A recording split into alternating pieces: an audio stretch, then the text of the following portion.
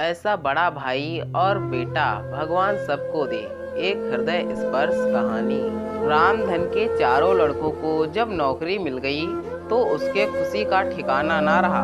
आज के ज़माने में अगर 4-5 हज़ार रुपये की नौकरी मिल जाए तो ज़्यादा है, क्योंकि डिग्री और डिप्लोमा गले में टांग कर चिराग लेकर कोई अच्छी सी नौकरी खोजी जाए तो शायद ही कहीं पैरवी और घूस के नौकरी मिल जाए। सबसे बड़े बेटे सुभाष को कलकत्ता में जोट मिल में, उससे तीनों छोटे भाइयों को गांव के ही निकटतम शहर में ऑपरेटर दरवान और सबसे छोटे भाई लल्लन जी ड्राइविंग की नौकरी मिल गई थी। बड़ा भाई सुभाष अपनी सारी तनख्वाह घर पर भेज देता।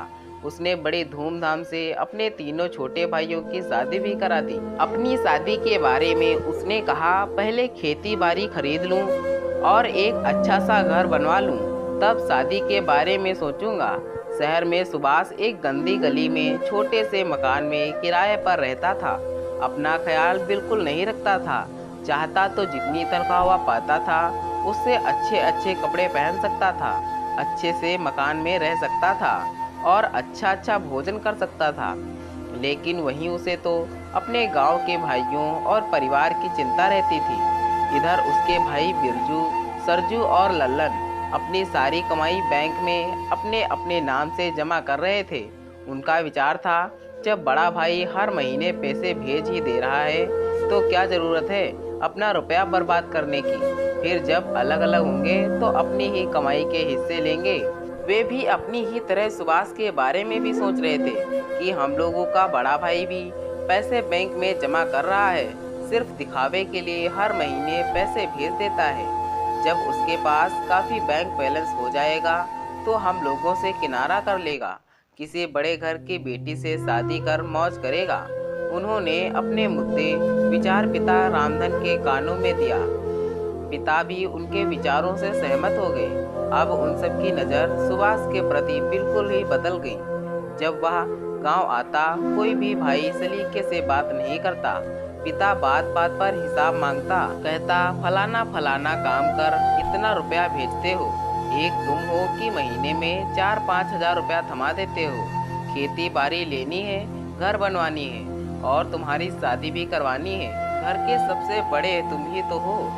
सुभाष सोचता उसके पिता और भाई उसे कितना मानते हैं, घर की सारी जिम्मेदारी उस पर ही डाल दिए हैं। अब वह दुगने उत्साह से काम करने लगा, उल्टा ओवर टाइम भी मिलता वो भी करता।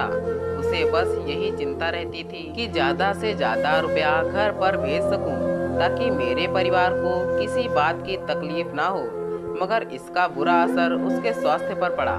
दिनों दिन करके उसके स्वास्थ्य और बिगड़ता गया। इस तरह उसने एक दिन बिस्तर ही पकड़ लिया। अपनी बीमारी की खबर उसने अपने पिता और भाइयों को भेज दी, मगर उधर से कोई जवाब नहीं आया। सुभाष की हालत जब बिल्कुल ही बिगड़ गई तो उसके पड़ोसियों ने उसे उठाकर अस्पताल पहुंचाया। चिकित्सक ने उसका परीक्षण करने के बाद बताया, उसे तो अंत टीबी हो गया है। जल्द ही ऑपरेशन की ज़रूरत है, वरना इसका बचना मुश्किल है। ऑपरेशन में काफ़ी खर्च पड़ेगा, फौरन इसके परिवार वालों को बुलाया जाए। पड़ोसियों ने सुभाष से उसके परिवार वालों का पता लेकर पिता और भाइयों को खबर कर दी कि यहाँ सुभाष काफ़ी नाजुक है, जल्द से जल्द आकर उसका इलाज कराएं। मगर उसके भाई मन ही मन सोचे कि चलो अच्छा है, जल्दी ही मर जाए तो उसकी सारी रकम ले लेंगे। इधर सुभाष के भाई और पिता जब इलाज के लिए उसके पास नहीं पहुँचे, तब उसके पड़ोसियों ने किसी तरह आपस में चंदा करके उसे शहर के सरकारी अस्पताल में भर्ती करा दिया और फिर उसके गांव उसके पिता के पास तार भेजकर खबर किया कि जल्दी आ जाइए, सुभाष अस्पताल में भर्ती है और काफ़ी गंभीर हालत है। गांव में जब उसके भाई और पिता को सुभाष की हालत की खबर मिली, तब उसके भाइयों ने सोचा, चलो अच्छा है, हमारा बड़ा भाई तो अब अस्पताल में अपनी अंतिम सांसें गिन रहा है, चलो चलकर उसके घर से सारा रुपया और सामान ले आते हैं। लेकिन उसके पिता रामधन को अपने पुत्र की ऐसी खबर पाकर काफ़ी दुख हुआ, क्योंकि कोई भी पिता कितना भी लालची और कठोर क्यों ना हो, अपने पुत्रों को मरते हुए नहीं देख सकता। उसने अपने तीनों पुत्रों को जोर से डांटा और कहा, नालायकों, अब तक तुम लोग अपने बड़े भाई के ही पैसों पर ऐश मौज करते रहे, और जब उसकी बीमारी की खबर मिली तो तुम लोग उसके मरने की दुआ कर रहे हो। लानत है तुम लोग जैसे बेटों पर। फिर रामधन अपने तीनों बेटों को लेकर कलकत्ता चला गया। वहां जाकर उसके टूटे फूटे मकान को देखकर वह अचंभित होकर रह गया। उसे काफी आत्मग्लानि हो रही थी कि हम लोग समझते थे कि सुभाष बड़े सुख और ऐशो आराम से रह रहा होगा, लेकिन यहाँ तो मेरा बेटा बड़ी ही बुरी हालत में रह रहा है। लेकिन उसके तीनों बेटों की गिद्ध दृष्टि सुभाष के सामानों पर पड़ी हुई थी। चारों तरफ गंदगी पड़ी थी। कमरे में कहीं कोई कीमती चीज नजर नहीं आ रहा था। सिर्फ एक टूटी चारपाई के अलावा घर में एक कोने में एक छोटे से ताला लटका हुआ एक स्टील का बक्सा नजर आया। उसके भाइयों को लगा उसके भाई ने सारा पैसा इसी बक्से में छुपा के रखा होगा। चलो ताला तोड़कर सारा पैसा निकाल लेते हैं। तीनों लपक कर बक्से के पास पहुंचे और बगल में पड़े हथौड़े से मारकर एक ही चोट में ताले को तोड़ दिया। बक्सा खोलते हुए तीनों ने गिद्ध दृष्टि से खंगालना शुरू किया, मगर उसमें सिर्फ फटे पुराने कपड़े और चारों भाइयों और माता पिता के साथ बचपन का एक फोटो मिला। तभी उनकी नज़र एक 5 रुपए के नोट पर पड़ी।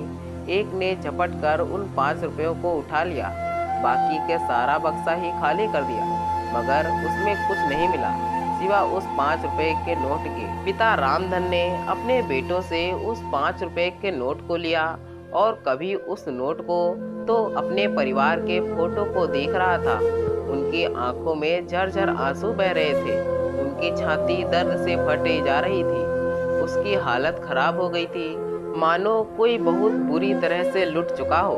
उसकी बोलती बंद हो गई थी। उसकी नजरें फोटो और 5 रुपए के नोट से हट ही नहीं रही थी। उसे ऐसी हालत को देखकर उसके तीनों बेटे घबरा गए और अपने पिता को हिलाने डुलाने लगे। बाबूजी, अचानक क्या हो गया आपको? कुछ तो बोलिए। तभी रामधन का ध्यान टूटा और माथा पकड़कर फूट फूट कर रोने लगा। नालायकों, अपने देवता समान भाई के इस हालत के तुम सब ही जिम्मेवार हो। मेरा बेटा भूखा प्यासा और तंगी की हालत में रहकर भी हम सबकी खुशी के लिए अपनी कमाई का सारा रुपया गांव भेजता रहा है, और तुम लोग धूर्त और लालची भाई उसके मरने की दुआ कर रहे थे। कमबख्तों, अपने देवता समान भाई की पूजा करने के बजाय तुम लोग उसके मरने की दुआ कर रहे थे। चुल्लू भर पानी में डूब मरो सब। तुम लोगों के लिए ही उसने शादी नहीं की। खबर मिलने के बाद भी तुम लोग उसे देखने नहीं आए, ना मुझे आने दिया। भगवान हम लोगों को कभी माफ नहीं करेगा। मेरी भी तुम लोगों ने मति भ्रष्ट कर दिया था। अपने पिता को पश्चाताप के आंसू रोता देखकर तीनों भाइयों को भी आंख से आंसू बहने लगे थे, मानो सारा स्वार्थ, लालच और बेईमानी पानी बनकर तन मन से निकलने लगे थे। अचानक रामधन उठ खड़ा हुआ। 5 रुपए के नोट और फोटो को उसने बड़े इज्जत से अपने कुर्ते की जेब में रखा और कहा, आप देर मत करो, वरना तुम लोग अपने भाई को जिंदा नहीं देख पाओगे।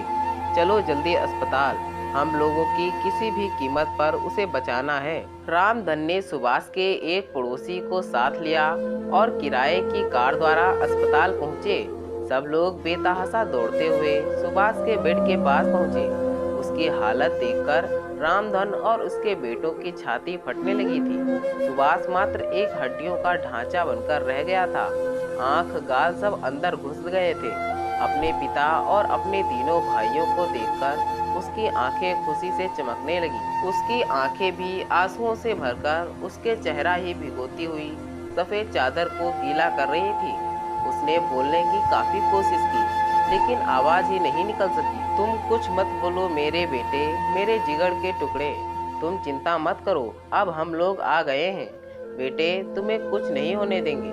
रामधन अपने बेटों के साथ सुभाष का इलाज कर रहे डॉक्टर के पास जाकर उसके बारे में जानकारी लेने लगे। डॉक्टर ने उन्हें डांटते हुए कहा, कैसे बाप और भाई हैं आप लोग? वो इतने दिनों से यहाँ अस्पताल में पड़ा हुआ है और आप लोगों को आज समय मिला है। रामधन ने डॉक्टर का पैर पकड़ लिया और रोकर कहने लगा, जितना डांटना है डॉक्टर डांट लीजिए, मगर मेरे बेटे को बचा लीजिए। हाँ डॉक्टर साहब, हमारे बड़े भैया को किसी न किसी तरह से ठीक कर दीजिए। उनके दुख देखकर डॉक्टर का भी दिल पसीज गया। उसने रामधन के कंधों पर हाथ रखकर उसे उठाते हुए कहा, तुम लोग चिंता मत करो, मैं पूरी कोशिश करूंगा, मगर काफी देर हो चुकी है, कुछ कहा नहीं जा सकता। इलाज में भी काफी खर्चा होगा। ऐसा मत बोलिए डॉक्टर साहब, मेरे बेटे को कुछ नहीं होने चाहिए।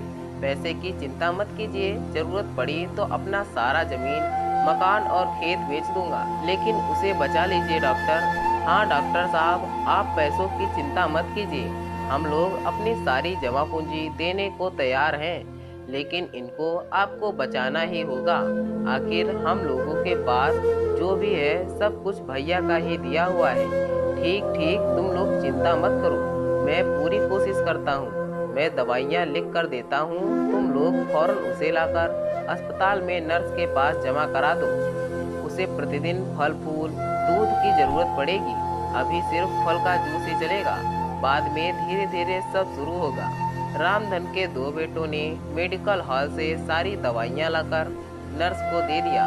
नर्स ने कहा, आप लोग अपना ब्लड टेस्ट करवा लें। मरीज को ग्लूकोज चढ़ने के बाद ब्लड भी चढ़ेगा, मगर आप लोगों का ब्लड ग्रुप नहीं मिलेगा तो बाहर से खून की बोतलें मंगवानी पड़ेंगी। ठीक है नर्स, हम लोग तैयार हैं। रामधन का ब्लड ग्रुप सुभाष से मिल गया। उसने 2 यूनिट अपना खून दे दिया। अब सुभाष का काफी बेहतर इलाज शुरू हो चुका था। रामधन वहीं अस्पताल में रुक गया और अपने 2 बेटों को गांव भेज दिया। सबसे छोटे बेटे लल्लन को अपने पास रख लिया। उसने दूसरे बेटे को गांव में खेती बाड़ी और घर देखने की जिम्मेदारी दे दिया और सुभाष से छोटे वाले लड़के को गांव से पैसा लाने को कहा। इधर रामधन और लल्लन ने बड़े लगन से देखभाल किया। बेहतर इलाज और देखभाल से सुभाष के स्वास्थ्य में काफी सुधार आने लगा। बाबूजी, सुभाष के मुंह से निकला। सुभाष के मुंह से बाबूजी सुनकर रामधन का दिल खिल गया। हाँ बोलो बेटा। रामधन ने सुभाष का सिर अपने गोद में रखा। रामधन ने अपने हाथ सुभाष के सिर पर रखा। सुभाष ने कहा, मैंने तो आप लोगों से मिलने की उम्मीद ही छोड़ दी थी बाबूजी। जरूर जरूर मुझ में ही कोई कमी रह गई होगी बाबूजी। नहीं नहीं बेटा, ऐसा मत बोलो, तू तो बेटा नहीं देवता है। भगवान तेरे जैसा बेटा हर किसी को दे। रामधन बोलते हुए रो पड़ा। बेटा, हम लोग तुम्हारी अपराधी हैं जो तुम्हें समझ नहीं पाए। हो सके तो हम सबको माफ कर देना। रामधन ने सुभाष के सामने दोनों हाथ जोड़ लिए। नहीं नहीं बाबूजी, आप हाथ जोड़कर और क्षमा मांगकर मुझे पाप का भागी मत बनाइए। सुभाष की भी आंखें गीली हो चुकी थी। सामने खड़ा उसका भाई भी आंसू बहाए जा रहा था। उसने लपक कर अपने भाई के सामने अपने दोनों हाथ जोड़ लिए। भैया, हमें माफ कर दो, तुम्हारी इस हालत के हम लोग ही जिम्मेवार हैं। तभी वहाँ डॉक्टर आ जाते हैं। अरे अरे, आप लोग रो क्यों रहे हैं? मरीज के सामने रोने से मरीज पर इसका बुरा असर पड़ेगा, डॉक्टर ने डांटते हुए कहा। और हाँ रामधन जी, आप 7 दिन बाद अपने बेटे को छुट्टी करा के ले जा सकते हैं, लेकिन ध्यान रहे इसका पूरा ख्याल रखना है। समय समय पर दवा देते रहना है, भारी काम नहीं करने देना है। फल फूल दूध और पौष्टिक आहार देते रहना। हर महीने वहाँ के नज़दीकी अस्पताल में इसकी जांच कराते रहना। मुझे भी काफ़ी खुशी हो रही है। आपका बेटा खतरे से बाहर आ गया है और ये जल्दी ही ठीक हो जाएगा, डॉक्टर ने रामधन को समझाते हुए कहा। हम लोग आपकी ज़िंदगी भर कर्जदार रहेंगे डॉक्टर साहब, आपने हमारे बेटे की ज़िंदगी बचा ली। रामधन ने हाथ जोड़ते हुए कहा। अरे नहीं नहीं, ये तो हमारा फर्ज है, डॉक्टर ने कहा। तभी वहाँ रामधन का एक और बेटा गांव से वहाँ आ गया। एक हफ्ता बाद सब लोग सुभाष को लेकर गांव चले गए और सुभाष भी जल्दी ही ठीक हो गया। उसके तीनों भाई और पिता उसे कुछ करने ही नहीं देते थे। 1 साल बाद सुभाष ने खेती का जिम्मा ले लिया और पिता की जगह खुद हल चलाने लगा। वह खूब मन लगाकर फसल पैदा करने लगा और रामधन ने एक सुंदर लड़की से सुभाष का विवाह करा दिया। तो दोस्तों, यह थी हमारी आज की कहानी। अगर यह कहानी आपको पसंद आई है तो कृपया इसे लाइक करें और कहानी पर अपनी राय देने के लिए इसमें कमेंट करें। दोस्तों, ऐसी ही और कहानियाँ सुनने के लिए हमारे चैनल को सब्सक्राइब करें। धन्यवाद दोस्तों। Thanks for watching this video.